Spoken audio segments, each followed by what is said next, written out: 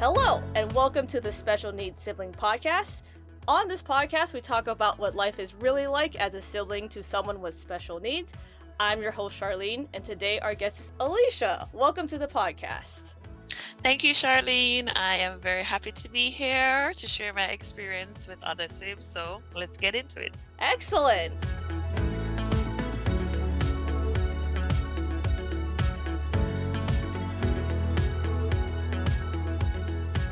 So we'll start with getting to know you a little bit more. We start every show with getting to know a little bit more about our Sibs family because that's a very important part. So can you please tell us about your family structure, what disability your sibling has, etc.? My family and I were from the Caribbean. We're Jamaicans.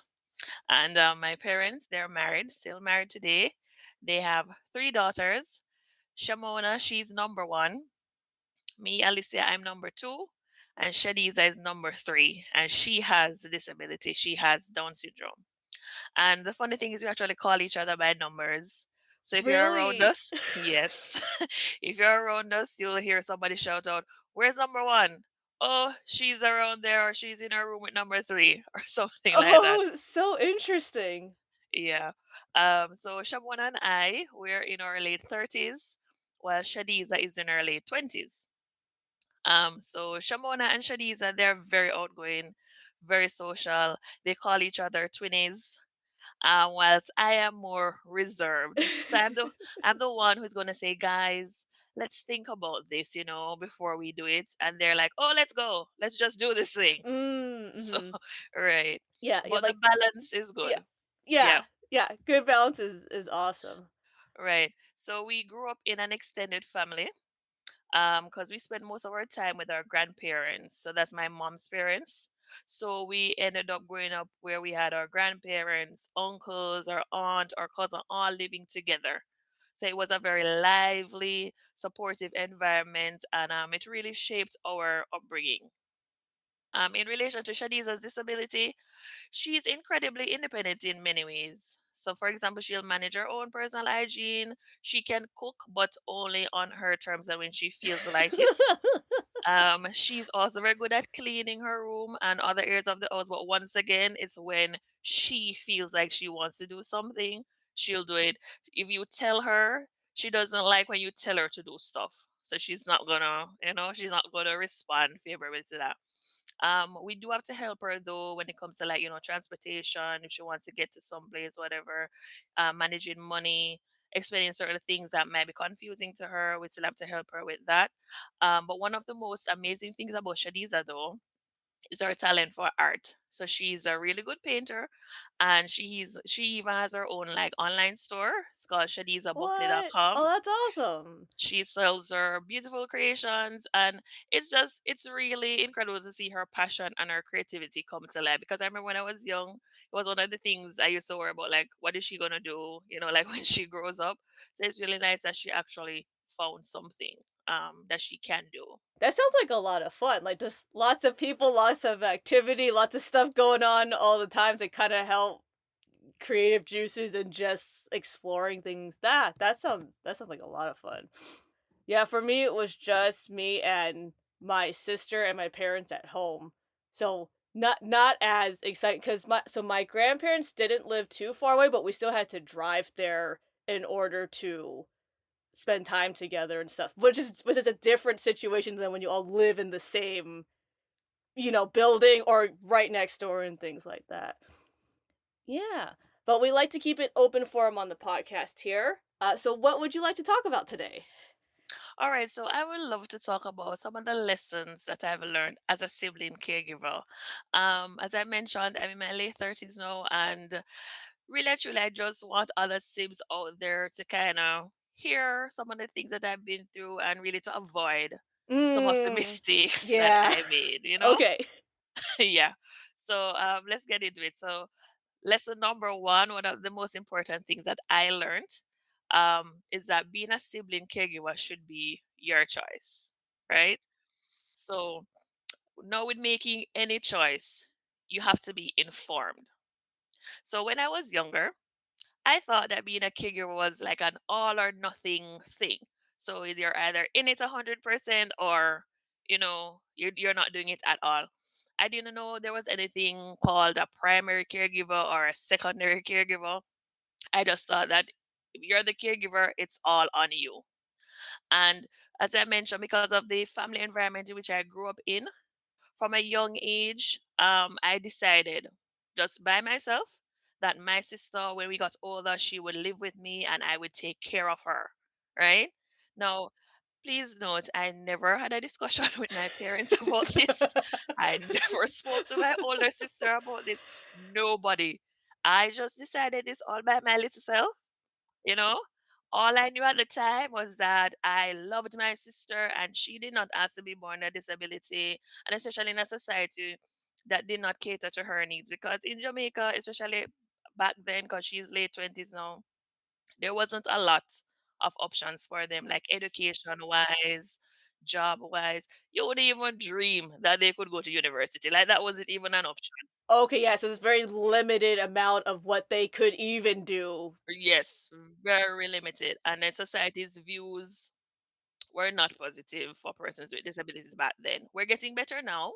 Oh, that's good. More people like myself. We don't hide. I take my sister everywhere. She goes everywhere. So you have to see her and you're gonna have to deal with the fact that she's a person and she exists. So we're not hiding her. So Yes. more people are doing that now.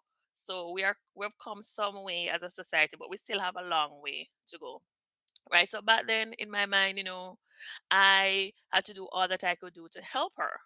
So my opportunity came now to carry out this grand plan that I came up with after I graduated from college and I got my first job. No, listen, guys, it's not looking back. This was not ideal. This was not a good idea because I just started working. At this point, I didn't know anything about myself. I didn't know what I wanted to do. I didn't know who I was. Right? I hadn't lived any life. Right? This was like just getting into my 20s. My parents had managed to get my sister through primary school. But where we lived, because in Jamaica, you would consider where we grew up, where my family is from, rural. But then I had to move to a metropolitan area to go to university, Mm-hmm. Yeah. right? So where we were, they did manage to get her through primary school education, but there was no secondary school options for her there. So when I moved, and I realized that my parents didn't have anywhere to send her, I was like, there's no way my sister is staying home with them. Just looking at them, and she's looking at them, they're looking at her, and that's it. Like, no, Yeah, nothing else is happening. Yeah. yeah, I was not okay with that. Yeah. Just yeah, your whole body is just going, that's not a good idea. Like A good idea. everything, yeah. Yeah. So I was like, okay. And as I mentioned, I'm a reserved person, but I stepped out of my comfort zone and I just reached out to some people. Now listen, I was not back then, I was not the type of person to reach out to anybody, much less strangers, for help. I was just, but I was like, this is not a good situation and I have to do something. So I stepped out, contacted some people, and this resulted in my sister being accepted in a secondary school for persons with disabilities. But here's the catch now. This school was not in the town my family was from. It was in the town that I was now living and working. And my older sister was living and working there because she would have gone to university ahead of me. Right? So what did this result in? This led to my older sister and I deciding that okay, we have to come together and live together so that we can now take our younger sister into our home and send her to the school, right? So right there and then you can realize we didn't get the opportunity because sometimes you see some sibs say, well, their sibling lives with their parents, and then after the parents reach a point where they can't take care of the sibling anymore, or their parents pass away, and that's when they would take up their sibling or right.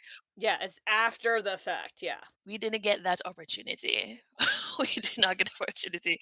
And I would say it's so Sibs, if you can get that opportunity where you have some time to build your own life, have some time just to discover who you are, just to, just to decide the type of life that you want. Do you want to get married? Do you not want to get married? Do you want to have kids? Like, go through those motions, get that time to yourself before you actually take on the caregiving role, right? So, as I said, this led to all of us living together. and then now this is where the reality of being a caregiver sets in. Because remember, all this time I just had the thought I love my sister and I must take care of her. But what did it really mean to take care of somebody? What does that really mean? And none of us know that until way later. Like, yeah, my interpretation as a child is, oh, I'm just gonna live with them. I'm like, I'll just make sure she's okay. But then, yeah, in the reality of being an adult, it's so much more complicated than the dream fantasy that you think as a Oh 12-year boy. old. Yeah. Definitely a fantasy. Yeah. Definitely a fantasy. remember remember earlier I spoke about the fact that being a caregiver should be your choice and that we should make informed choices. So we should know what it is that we're signing up for, as you said, because most of it is just a fantasy, it's just theory. And the things I wish I knew before choosing to be a caregiver: one, the financial costs that are associated with being a caregiver, and then how being a caregiver affects one's mental health. Those are two key things. So because by not knowing how much it actually costs, like you said, oh, my sibling's just gonna live with me. How much does it actually cost you weekly or monthly to take care of your sibling and you? Plus, if you have a spouse, because my older sister, she's married and she has a son, the best nephew ever in the world. Um, yeah, then you really don't know if your income can actually cover it if you don't know how much it's gonna cost you. And the resulting financial stress will have your mental health in a not so good place. That's something that I learned. Not to mention how it will affect everybody else in the household. So like your spouse and your kids, if you know that's happening. So the point is, as sibling caregivers, we should know what we are truly signing up for before deciding to take on this role. So that is a point that I really want to make. We have to know what we're truly setting up for. And parents of persons with disabilities, they need to make it a point of duty to have ongoing conversations with us, the siblings. From we are teenagers, as long as we can understand certain concepts, they need to speak to us. And it needs to be an ongoing conversation because, as you know, life happens and things change. So we need to know the realities of what it is that we're taking on so that we can decide if we want to take it on. Now, let me pause here and say the following. If you're a sibling, it is more than okay if you decide that you do not want to be a caregiver. I know a lot of times you don't really hear this part of it, but you have the right to say, you know what, this ain't for me. Because the truth is, in my situation, 20 something year old me was in absolutely no state to take on the caregiver role. That was the truth. I don't think any 20-year-old in general across the planet, regardless of country, is not prepared for Listen, that. I was in absolutely no position to do this, right? I did not have the finances to do this. I had no idea who I was. I had no idea what I wanted to do with my life. I should have gotten the chance to at least build some type of foundation for myself. So I should have gotten the chance to decide on the life that I wanted before taking on the caregiver role. Mhm. So if you're wise enough to know from early on, like me, that this ain't for you, or you just don't want to do it, for in my book, that is quite okay. You have that choice. And it should always be a choice. Even if Yes, there's pressure from your parents or guardians or whoever is above you, right? Like at the end of the day, like you as a person and your as a sibling to your sibling with a disability, like you can make your own choices, and that's so important because if I chose, like let's say I became my sister's caregiver, but I didn't want to do it, but I instead of saying no, I just did it resentfully. That's a problem for my sister too, right? That's not fair to her because if exactly. I'm also unhappy, that not only to your point messes up my own mental state, but that's not good for her because they're they are smart enough to know that, like my sister's smart enough to know that I'm upset and don't wanna Yep, be there. Like, there's yep, no like, I'm not helping her, right? She's also then gonna be in a bad mood, like, that's not fair to anyone, so it should always be your own choice at whatever time, right? Because for some people, like, for my sister, she's she doesn't talk, so she has to have always someone with her 24/7, so there's people who rotate, right? But that's different than, like, your sister can communicate to you what's happening, so she can say, "Hey, I sprained my ankle," or, "Oh, I got hurt," or, "A bee stung me," right? And there, like, I can kind of, I'm sure, like, you could probably be doing something else, but she can call you or tell you, "Hey, this is what happened on the bus." But my sister can't do that. So if I miss something or someone else misses something, it's a whole very different situation, and that's a whole other, that spirals into a whole other, like, tree branch of what it takes. But I never thought about the money part until we talked about it, I think even before, when we met before we were recording. Like, the money is something that, in the fantasy world of our 12-year-old selves and 15-year-old selves, right, you don't think about the money. You don't You think about have how no much that clue. you have to make in order for you have to pay your own bills, right? Even if you lived by yourself, you have to be Exactly. able to afford your own bills. Now we're talking about another person who is incapable of bringing in income. Contributed any income whatsoever, so you have to cover 2, you understand? It's yeah. And to your point about our siblings knowing, my sister has made it point blank that, "Listen, I don't wanna live with you." You know, my ideal life is living in my own apartment. I have no desires to live with you. Right? So she has her own identity as a person. She's her own adult in her own right. And a lot of our sibs want that independence. They want to be treated as adults. They don't want to live with us either. Yeah, Just because that's true. Yeah, my you know, sister, yeah, she kicks me out. She's like, "Bye. All right." yeah, they want their own space. So it's not like, oh, they want to live with us and they want to invade our lives either. So that's the thing. I mean, we didn't sign up for it and they didn't sign up for it either.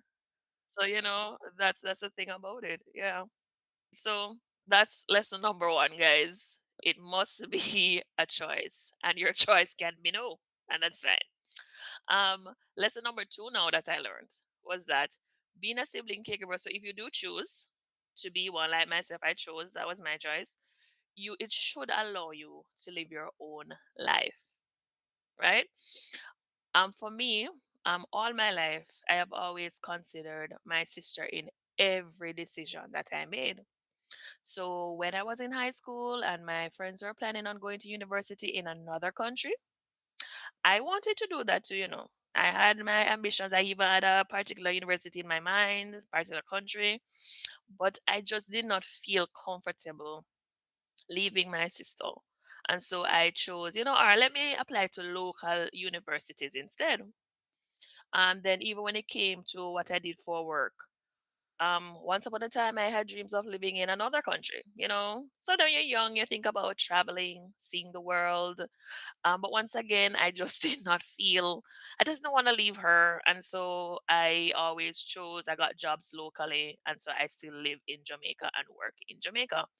But after some years, when I started getting older, and I mean, some of you, I'm sure you guys can relate. Some of the siblings listening can relate to this. When you start getting older, and then your life does not look like what you thought it would look like, and you're like, I didn't think this is what my life would be. I Yep. thought Say for that some of all the us, time. All the for time. for some of us, I remember I joke and say I had a quarter life crisis at 25. Because I was like, "Oh Lord, this life is not going in the direction I thought it would be at all. This is not what I signed up for. It's not what I wanted." And so you started questioning your choices, and you might even get angry. Because I got angry with myself for not choosing me and what I wanted in these different scenarios. Thankfully, it never got to the point where I ended up like resenting my sister, but I know that can happen because the sibling relationships are different. My relationship is just particularly mine, but I know other people out there have different stuff going on with them. But I remember I was upset with my parents for years, and it was because I did not feel that they would push my sister to be as independent as she could, because I knew she had the ability to do more, right? But sometimes our parents say baby our siblings, and oh my god, they can't do this, or oh my god, they can't do that. And it's because I didn't feel like they would have pushed her. I think that's one of the things that really factored in for me saying, I don't feel comfortable leaving her. I think if I actually felt like, what, they're gonna push her to do the most that she can and to be the most that she can, I think I would have been in a better place to say, okay, I can leave and I can go study here. And because, mommy, when you go study, doesn't mean that you're gonna actually live over there. You're just gonna study. So you can always come back or you can go live somewhere else. But I just didn't feel comfortable at the time. And the truth is, what revealed itself to be true over the years is that by Shadiza living with Shamona and you really saw that she actually gained a good deal of independence. I remember when she became an aunt, it was like she leveled up. It was like when you're Oh, being a so when interesting. we found it very, and we were like, really? Is it just the whole fact that you're an aunt that really Yeah, that, like, it's like her brain, like, it flipped, and then it just, like, yeah. she just yeah, just, like, went up another level. Oh, that's so interesting. Yeah, because and even to this day she troubles me that that my nephew, it says she is the best auntie. So Oh, man. so Yeah, they I'm not. yeah, that yeah. That yeah, that's understandable. So to this day, this is a debate that we have on a regular basis. Who is the best aunt, right? Because she and our nephew, they grew up more like siblings. They grew up more like siblings, and so they have a different relationship than I have with my nephew. And I don't know, it really helped her. So we saw that by her living with us, it really did, because we pushed her. We're like, you can do that. You can go sweep her room. You can learn how to cook this meal. You can start basic. You can make a sandwich. We're not telling you to go and turn on the stove. You can do something. You're not just gonna sit here and not do anything, right? So yeah, I think because I didn't feel comfortable with my parents not pushing her, I didn't want to leave. And it was not until my 30s that I actually finally accepted that, listen, my parents did the best that they could with the resources and the abilities that they had, because there's a lot of stuff that they didn't know. And the truth is, even for me, I do the best that I can with what I know now. Hindsight is always 2020. You can always look back and say, oh my god, if I knew this then I would have whatever. Oh, yeah, but But that's everyone for every situation. That's yeah, that's not even, like, a exactly. sibling thing. That's just if you're a human and you think back to your past decisions, it's always 2020, yeah. Right. So I was like, you know what? Yes, I needed more from them. I needed my parents to do more, but the truth is, your parents cannot give you what they do not have. So for us, my situation, our parents love us and we love them, and things are just what they are, and we just have to make the best of it. We just have to make the best of the situation, and once you learn better, you do better. So it was just recently that I am now intentionally trying to do things solely for me.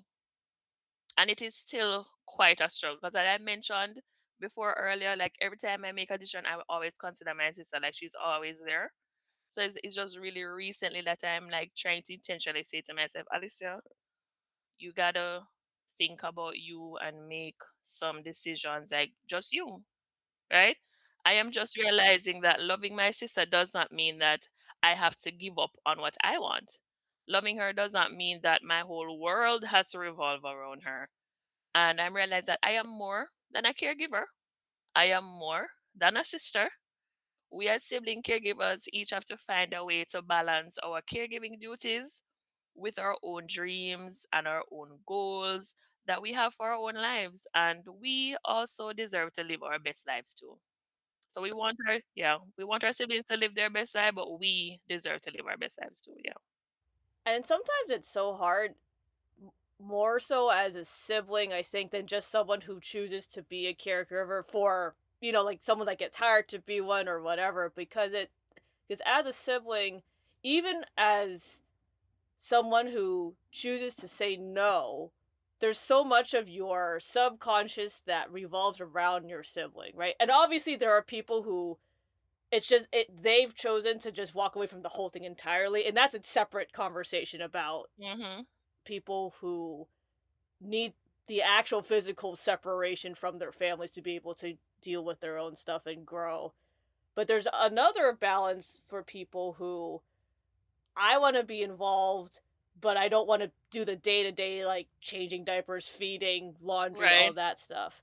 And so it's interesting because I feel like as I've spent time to make decisions for myself, I have to really think about what do I want because my instinctual first choice is always, oh, but these people told me I like these things. Whether that's about my sister or my parents or whatever, because I feel like as siblings, we're so used to everyone else saying and interjecting their opinion and going, oh, you should really do this, or I've noticed they like this. And so my I almost feel like there's times when I instinctually know what my sister wants more than what I instinctually want. Because I That's know true. her favorite foods, I know her favorite movies, I know what irritates her, but I don't know what irritates me. Do I like this movie? I have absolutely no idea. I know I don't like Yes. scary movies.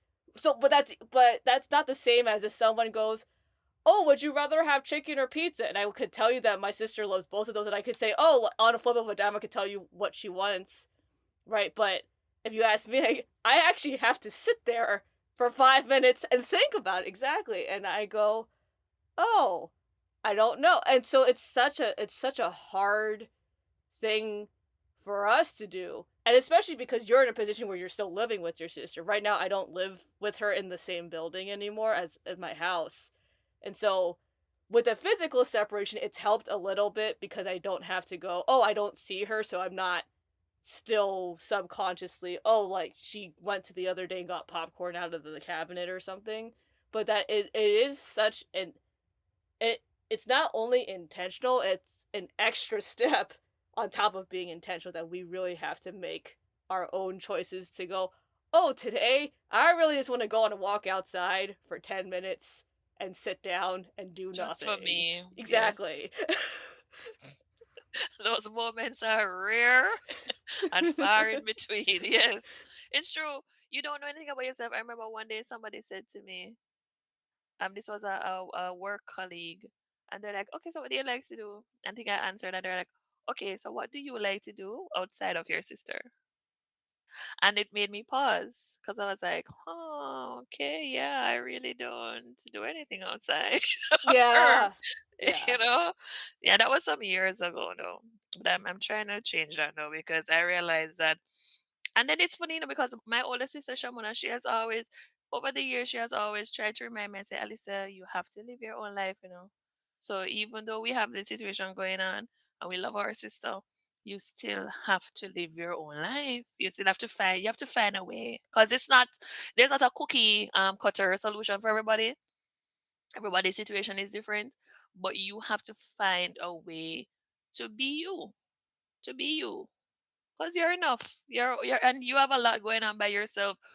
If you actually took the time to get to know yourself, you actually have a lot going on by yourself alone, much less somebody else.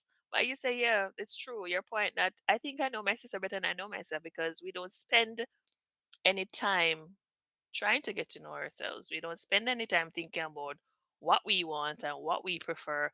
We just kind of, where I just say, everybody goes first, and then whatever is left, or then we try and do something for ourselves if we do at all. Exactly, and that's such a hard thing to say to people. "Oh, I don't mind, I'll just go last." And I think that's also an age thing too where when you're, 15, when you're in your 20s, you don't know anything. You don't know you don't know, right? You kind of function. And I think for the most part that's normal across the board whether you're a sibling or not.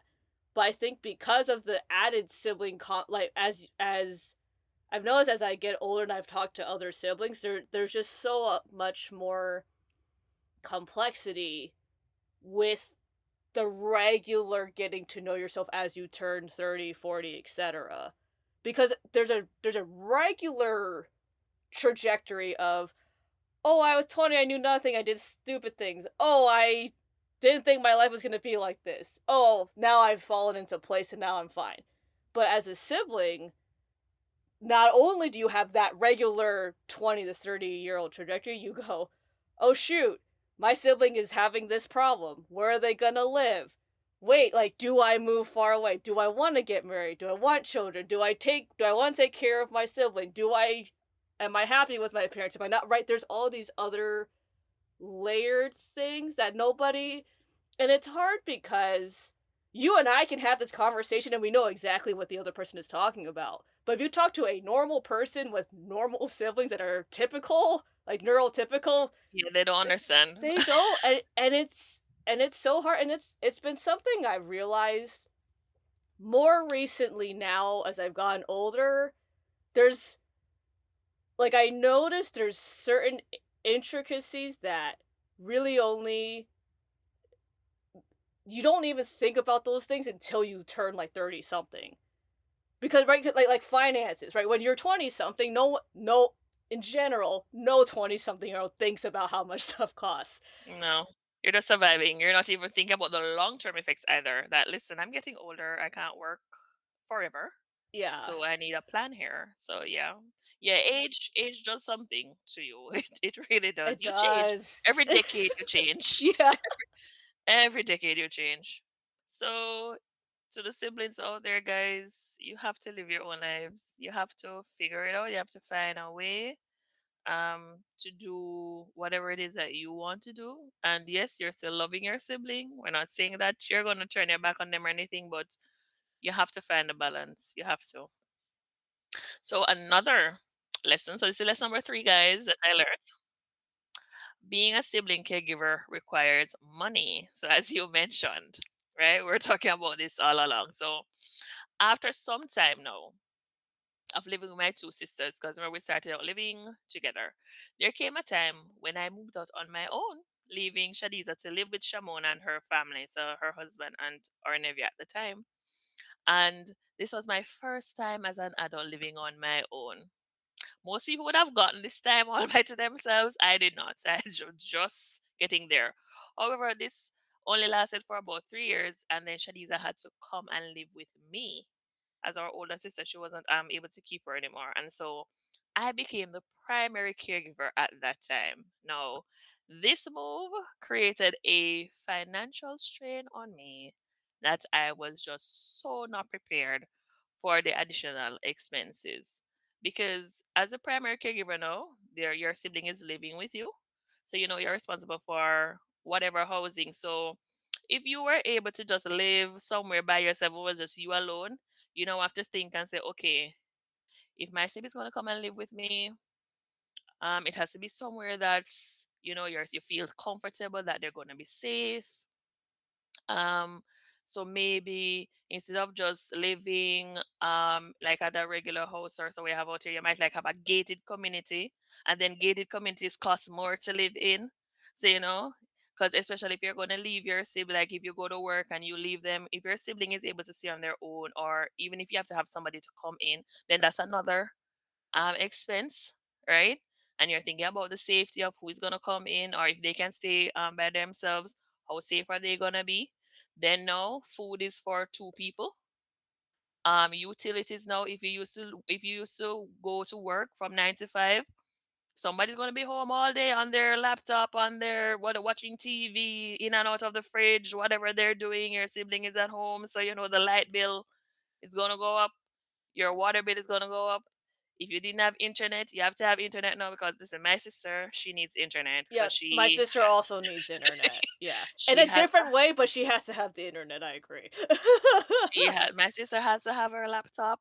She has her phone because she's always listening to music. She's always watching shows or whatever. So she has to have that. I remember one day, one day we went to visit our family and she accidentally left her phone. Oh my God, you thought she was going to die. I was like, listen, we're not even staying the night. We're going to go back. You're not gonna die. You're gonna be. It was. Listen, you thought the world was coming to an end, and then she's very. We're all dramatic people, because you can see my facial expressions. We're all dramatic people. She was like, "Oh my God, you think she was dying in the car when we were going?" And she realized it. I was like, "I'm not turning around. You're gonna deal with it. We're gonna survive this. We're Yeah, we're gonna which be is a okay." great move on your part, right? For you to have just say no, like move on, right? And that's part of like the independence thing we talked about earlier. It's All right. making those choices that help everybody. It's painful, like it's gonna be painful no matter what, but at least if in that way, then everybody learns something, and we're all going to move on. And it's only going that's only like gonna help everybody in the grander scheme of things. Right, because at the end of the day, when we came back home, I said, "See, you did not die. You're fine. You survived." Right? So, right, so you're talking housing, food, utilities. Then now, as your sibling gets older, you think about healthcare. So when they're younger, they may be able, like if your parents are working, they may be able to be on their parents' health card. In Jamaica, they don't allow me as a sibling to put her on my health card. Oh, interesting. Even though like you're biologically related, they don't. Right. They only have certain relationships that you can put. So you can put can put your children on it, and I think you can put probably your parents, but you can't put your sibling on it, which is that's another story for another. What you Yeah, right? that's a different. Yeah. Because I'm like, hello, I am the primary caregiver. What do you mean? But yeah, that's government and all kind of stuff. So right. So okay, she's now getting to the age where she's gonna fall off of my parents' health card. How is this gonna go? And then you're gonna realize that okay, then maybe what this means, but what it ended up meaning is that I had to get her because you as an individual you can go and get a health card for yourself. Because I work at a company, I get it through the company. But even if I wanted to go and get another health card by myself, I can do that.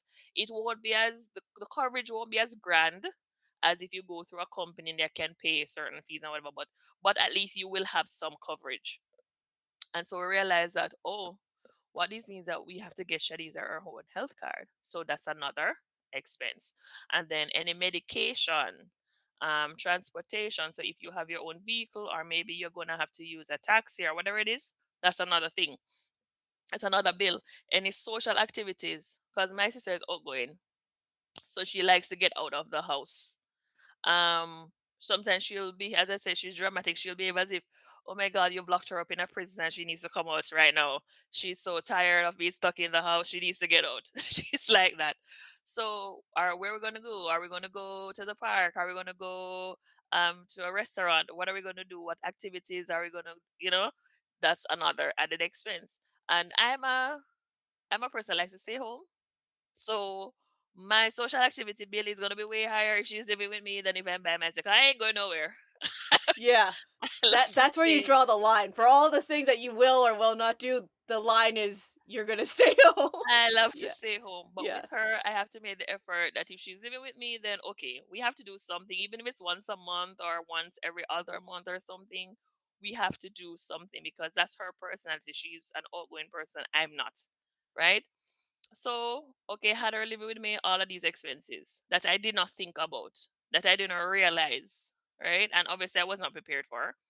And of course, my parents, they contributed what they could, but then they can only contribute so much and no more, right? So they did what they could, but it just wasn't enough. And so, it's not, and I said, it's not like we're out here partying or going on vacations or buying the latest trends or whatever. I'm talking about basic needs.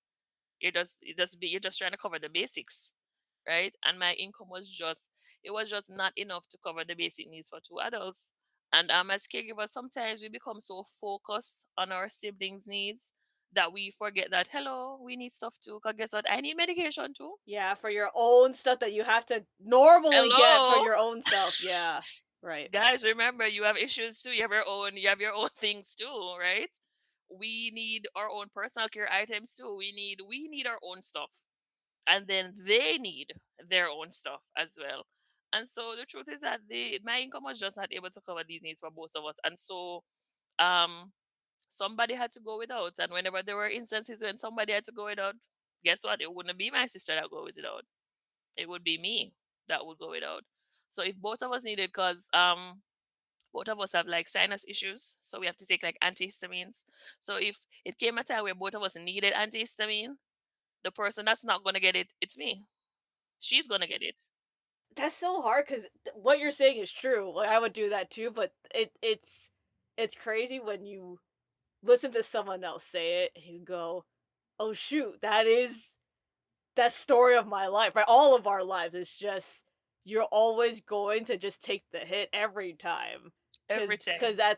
at the end of the day, like they're the ones who need it 'Cause we will figure out some other means, We like, will we'll figure get it from something out. someone else, we'll get Yeah, yeah, oh, man, that's hard.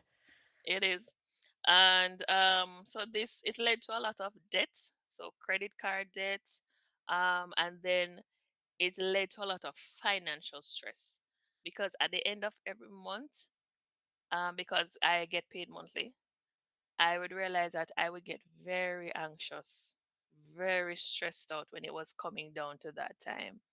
And I had some very low points, some moments where I was just very low on hope. And this, of course, started affecting my mental health.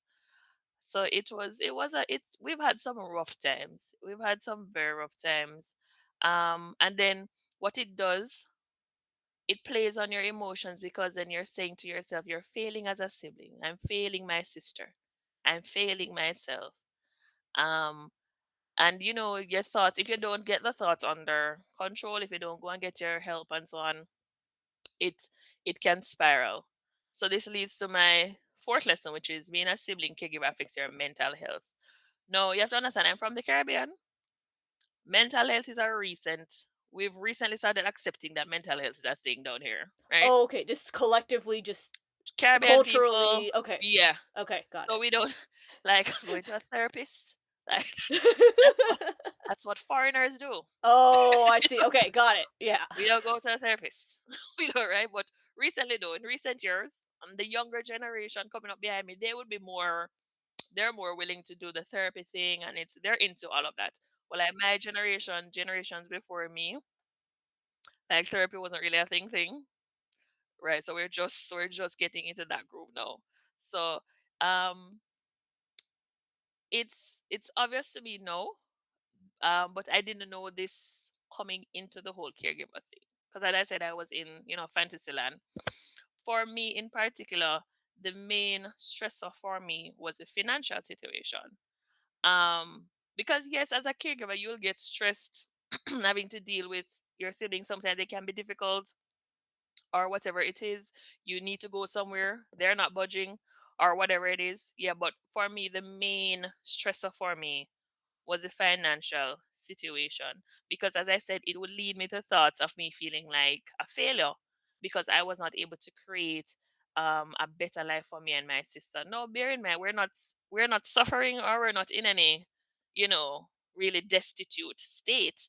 But I just always felt, I need to do better. I need to create a better life for her. 'Cause it's you want it And to match the fantasy that you had before that. You yes, go, "Oh, I want it to be like this so that she'll be happy, I'll be happy, we can move on." So you want it to meet that expectation even though you know it's not quite real, but that doesn't mean that you wanna strive for it less.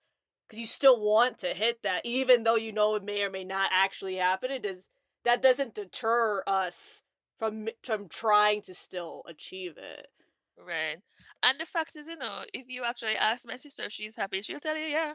She tells she's happy. She has a great life. So there's also a disconnect in my mind because I'm over here stressing out myself, worried, oh my God. And my sister's like, I'm great. I'm grand. Everything is good. I get what I need. If you ask her if she has a good life, she'll tell you this because um, I did to her what my family did to me. I never let her see the realities of the finances of the home, right? She never went without food or anything. So she doesn't, in her mind, we're good, we're great. In her mind, she's rich. In her mind, she has everything she needs, right? But for me, I still, and some of the times we tell ourselves things, and they're lies. As sibling care, we tell ourselves, "Oh, we're not doing a good. You're doing a good job. Your sister, or your brother they're fine. They're not being harmed. They're being provided with food, clothing, shelter. And if you ask them, they're okay. They're fine. But we want this great. We want greater. We want better. And then we tell ourselves these lies that we're not doing a good job, or that we're failing, or oh, we should have gotten to this stage in life already, or this should have happened for me already, or it's. I mean, come on, life is life. Yes, it's nice to have a plan and have a timeline, but we all know that the timeline doesn't, most time it doesn't work, and we just have to do the best that we can. We just have to do the best that we can. um in terms of the financial stress I was going through, a matter of fact, I didn't tell anybody I was struggling financially. So I never told my parents. Oh, no one knew. Like, you knew and that was it. No one else knew. Right. Okay. Never told my older sister, never told my friends. It was not until some years ago that I started talking about it. And I guess when I look back at it, it's because I think it's pride. I would have been ashamed to admit that I was not able to properly provide for myself and my sister. I mean, I don't know why, but you think you have this guilt and this shame comes over you. Um, but there came a time when I just could not deny it anymore, and it led us to being in the situation that we are in now, where I actually transitioned from being a primary caregiver to a secondary caregiver now. So my sister no longer lives with me.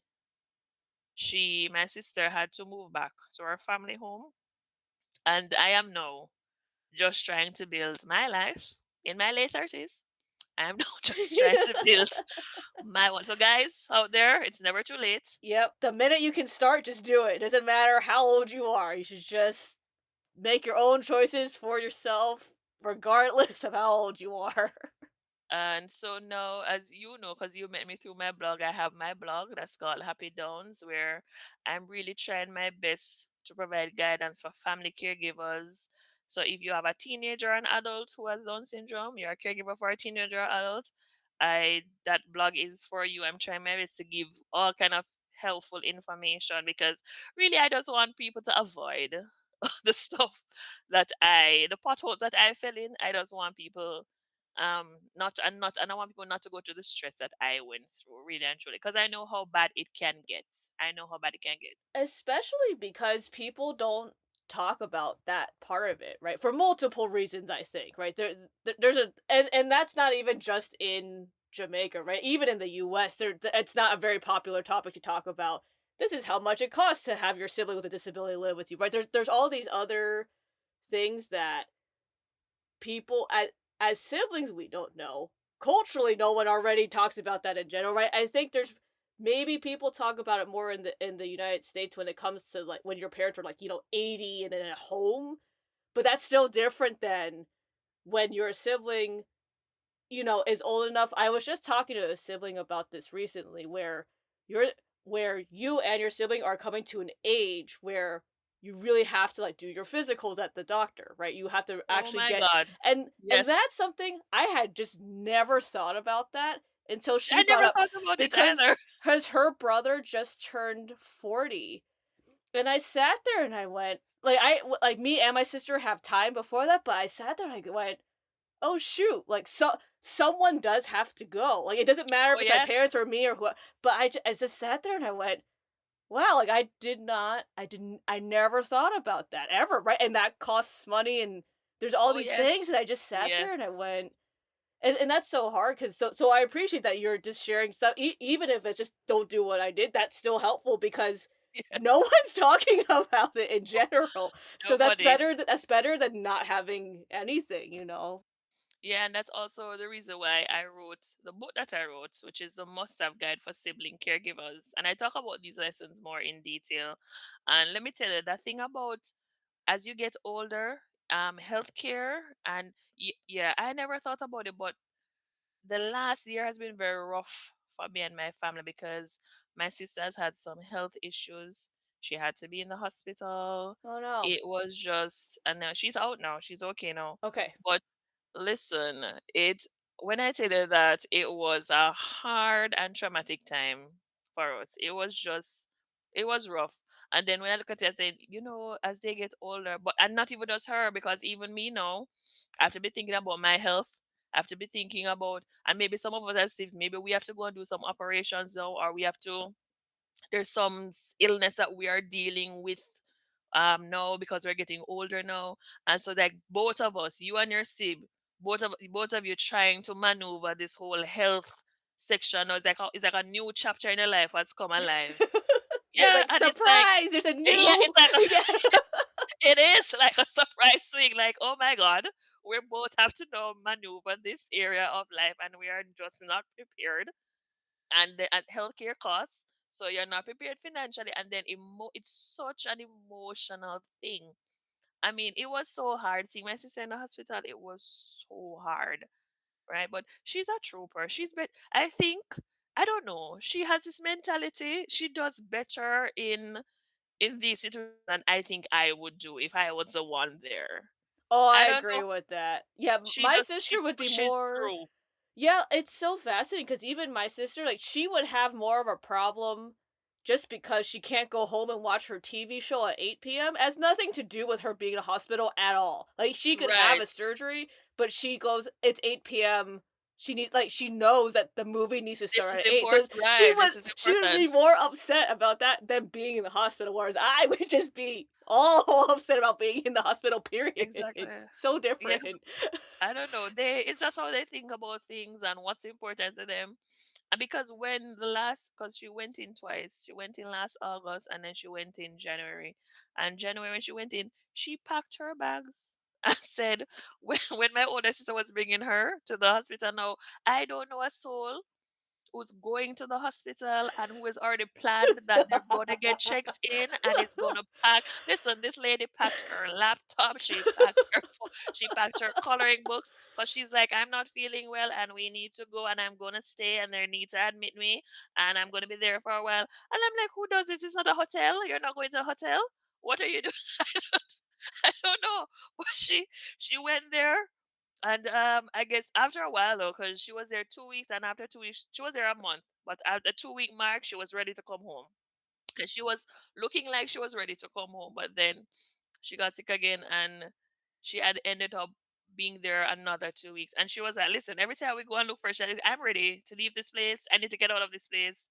I need to go home. I'm tired of being here, whatever. And we're like, yes, we understand, but remember you are the one who understood that you had to come here. So we have to make sure that you're 100% before you, because we don't want to bring you home and then you have to come back. Right. And then there's this whole thing about navigating the healthcare system, navigating doctors who don't know how to deal with people with disabilities, navigating nurses who don't know. It's rough. I mean, whenever I see Sib saying that their brother is set in the hospital and is there having a warm time with the healthcare workers, my heart just hurts because I know it's so hard.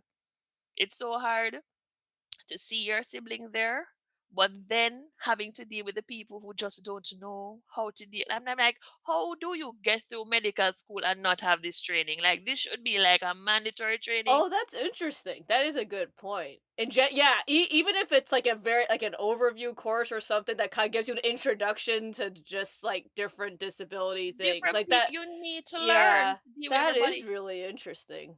I'm like, I don't understand how they do a degree and they don't tell y'all gonna encounter different people. Hello, you need to learn how to deal with everybody. I mean, it's That's crazy. so fascinating. It's crazy. Thank God those some persons are really good. Yeah. Oh no, so no, and that's what I think is even more interesting, right? Because you have a percentage of people that are very good, right? Right? Because they either know people with disabilities or they're just naturally very good at it, right? I think there's just some people who are gifted in the capacity to meet with multiple patients of all kinds. But I was thinking about the dentist because I thought about when we were younger and we would go, right, and how and I thought about the tactics that the dentist had to use with my sister at that time. And I kind of think about places that like quote unquote specialize in like having kids with disabilities, right? Cuz then they have all these other um methods, I guess, to help kind of with the stimulation and sitting still and all those things. And I think about what you just said about to train just to have some type of introduction to you're gonna come across all these sorts of things. And I go, I wonder if they do that for like all healthcare professionals, like not just doctors, but like yeah, just like dentists, optometrists, right? Because even if like they need glasses, like at some point of my sister, like I know my sister needs glasses. That's a whole other conversation we can have later. That one is difficult. It's difficult because remember when you're doing the eye test, they have to communicate what they're seeing. It's hard. I've gone through that with my sister. It's hard. It's Okay. hard.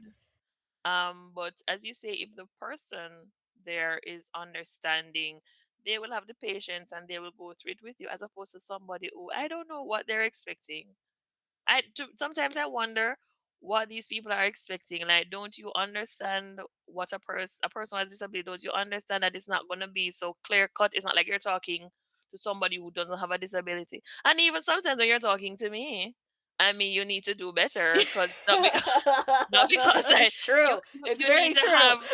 I remember I am seeing you at my lowest point. I don't want to be here. You're seeing me when I'm unwell. I don't want to be here. I'm I not don't gonna remember everything you just said. It's not like I'm paying attention that closely. I am stressed. I am unwell. You need to know how to deal with people. Like, I don't know. It's great to me. I don't know. I don't understand why people get into certain professions if you know you don't have the empathy for these things. Like you don't know how to deal with people. I don't know. But as I said, thankfully there were some people in there, some nurses, some doctors who were that they, I don't know if it is that they've had experience with others, but they had that empathy and they were patient. And then you had some doctors that, oh, Shanice has been difficult. I mean, what do you mean she's being difficult? Oh, she needs to wake up now and get the medication. I said, listen, she went to her bed last night late. She was watching a movie. I mean, if it was me, I wouldn't get up either because I just went to my bed. So what do you mean? Yeah, like, I don't know. And then you have to be mindful that you have to know what you're saying to these people because I mean you're leaving your loved one with them, so you don't wanna be rude or you don't wanna it's a lot. Navigating healthcare and health issues, the older you get, that's a whole nother chapter that we have to go through. And it's hard. It's not simple at all. It's not simple at all. So going back to what I was saying before that. So right now I'm just out here trying to make my own contribution to the world and help other caregivers like myself. But going back to mental health for caregivers, I must say therapy does help. There was a point where I was seeing a therapist for some time and then I had to stop. But now I'm looking to go back to therapy because especially with what happened in the last year, I need, you know that you've gone through something that's traumatizing. You need to get that professional help. And so I encourage all sibs, get professional help if you're able to do so. I know it can be difficult finding a therapist or a counselor, but don't give up. Keep trying. Another difficult thing for us is asking for help in general. I had to learn to ask for help. And the truth is I still struggle with this. But we have to remember that it's not a sign of failure on our part if we need help. It just means that we're human beings. We can't do everything by ourselves. So we do need somebody to, everybody needs help at some point. And I must say, if there's a bunch of people that deserve to be helped, it is us. That So, part is true. That's yeah. 100% true.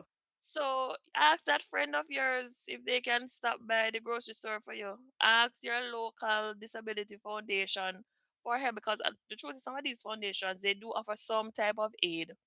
They might can't cover everything, but they will cover something. Because we have the Jamaica Down Syndrome Foundation, and they helped to get Shadiza to go to get her eyes tested. Oh, that's awesome. Right, That's right. So that's super cool. Yeah. there is something. These foundations normally have something that they can help you with, and then we can reach out to government agencies that support persons with disabilities.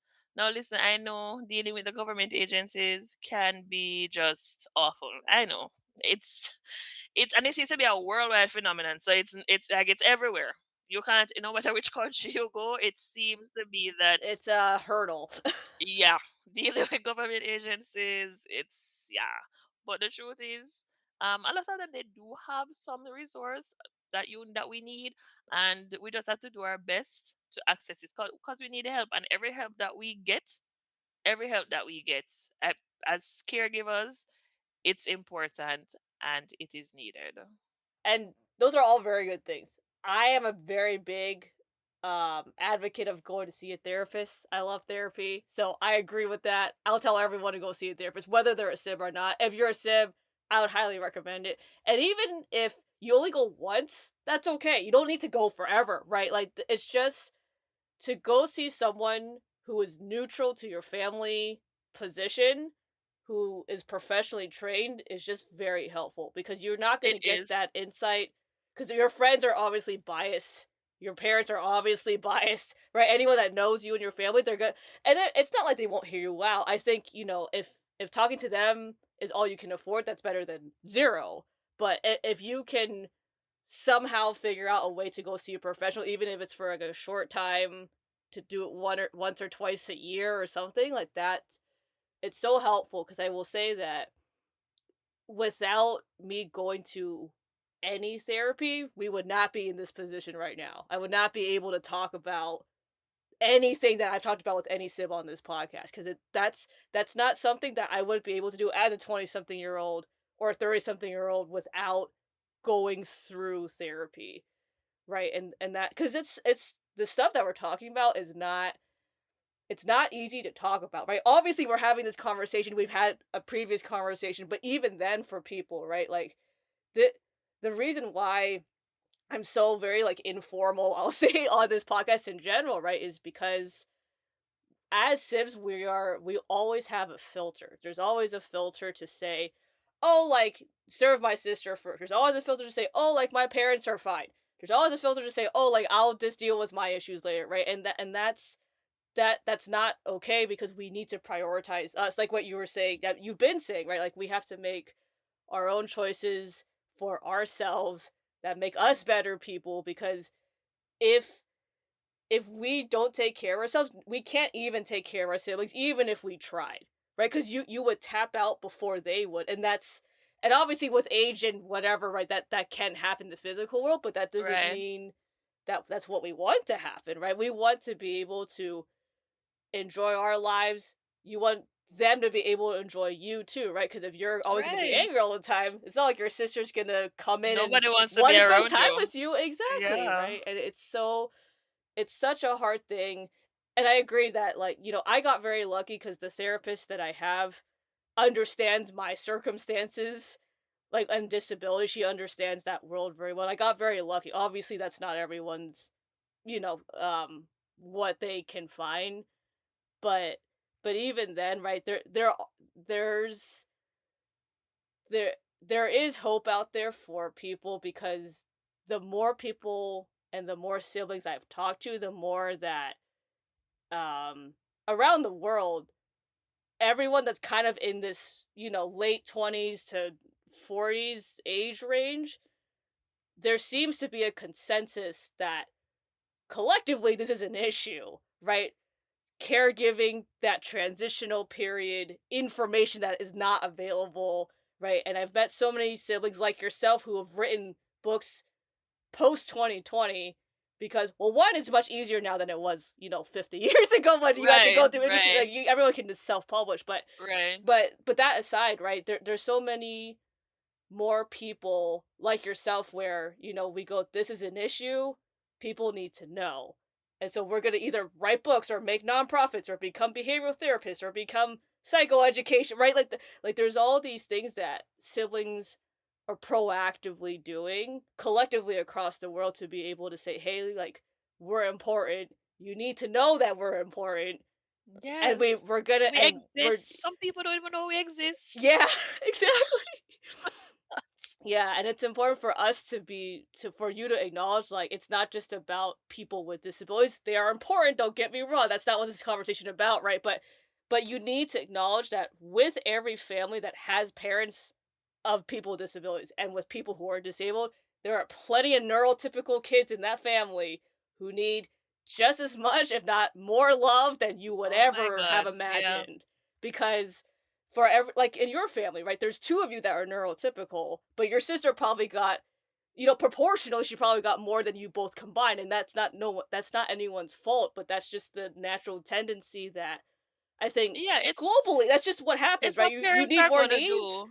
Yeah, she needs Yeah. more help. So, like, you and your sister are gonna go help her. Duh. Like, you don't hate Yeah. her, right? You're No, not gonna and as I abandon said, her. she didn't sign up for this either. And it's like she wants to take over her life. She wants her own life, you know? Yeah, So exactly. So it's, yeah, yeah. So we all want everything to be better, but it's, yeah, there's so many things, and you've said so many good things. Do you have any closing words of encouragement for all our siblings out there?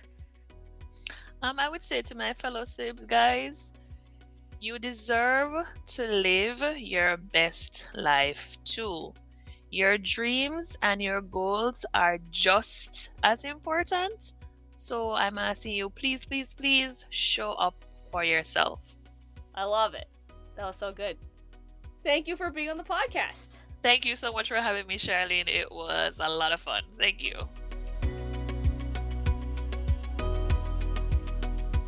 Thanks for listening to the Special Needs Sibling Podcast. I hope you had a good time listening and feel encouraged in your own journey as a sibling to someone with special needs. If you liked this episode, please share it with your friends.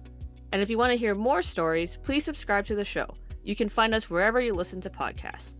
Also, the show can't happen without you. All special needs siblings have their own unique stories, challenges, family dynamics, and lots of life to talk about and explore. This podcast is here to let you know that you're not alone and that you matter. If you would like to be on the show or just chat off the record, please contact me. My info is in the show notes. Until next time, this is the Special Needs Sibling Podcast.